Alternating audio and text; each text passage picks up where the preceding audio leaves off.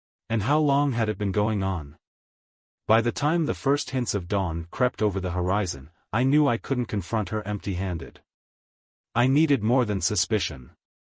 I needed proof. For the next week, I became a shadow in my own life, silently gathering evidence. I set up additional cameras in the house, ones she wouldn't know about. I combed through phone records and credit card statements, piecing together a timeline that painted a damning picture. Every call to Mark, every unexplained expense, every suspicious late-night outing, it all fell into place. One night, I decided to access her laptop while she was asleep. My hands shook as I scrolled through her emails and messages. There it was, correspondence with Mark, each message a dagger to the heart. Plans for what's next, discussions about finances, even jokes at my expense. They were mocking me, conspiring against me, and treating it all like some twisted game. But it wasn't until I found the folder labeled legal that the full scope of her betrayal came into focus. Inside were documents outlining a custody battle strategy, affidavits she'd drafted accusing me of neglect and emotional abuse. It was all there in black and white, her roadmap to tearing apart my life. My chest tightened as I realized just how calculated it all was. This wasn't just an affair. This was a hostile takeover. And if I didn't act fast, I'd lose everything, my kids, my home, my dignity. I spent the next few days consulting with a lawyer, carefully preparing my own case. I'd always believed in resolving issues privately, but Emma had forced my hand. If she wanted to play dirty, I'd be ready. The confrontation came sooner than I expected. One evening, as we sat down for dinner, I looked across the table at her, the woman I'd built my life with, and felt nothing but anger and sadness. "Emma," I said, my voice steady but firm, "we need to talk." She glanced up from her plate, her expression guarded. "About what?" I took a deep breath. "I know about Mark. I know about the calls, the emails, the plans to take everything from me." Her fork clattered to her plate, and for a moment, she looked genuinely stunned. But then her face hardened. "You're paranoid," she said dismissively. "You're making things up." I reached into my pocket and pulled out my phone, opening the folder where I'd stored all the evidence. "Am I?" I asked, sliding it across the table to her. "Go ahead. Take a look." Her face paled as she scrolled through the messages, the emails, the recordings.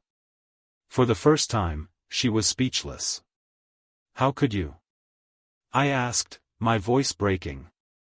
"How could you do this to me, to our kids?" She looked up at me, her eyes cold and unrepentant. "You did this to yourself, David.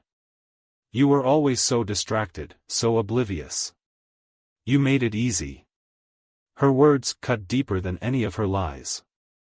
I realized then that the woman I'd loved, the woman I'd trusted, was gone. Or maybe she'd never been there at all. The divorce proceedings were brutal. Emma came into the courtroom with the same confidence she had wielded during our confrontations, but she was unprepared for the arsenal of evidence I had gathered. My lawyer presented the messages, the recordings, and the financial inconsistencies that painted a clear picture of her betrayal.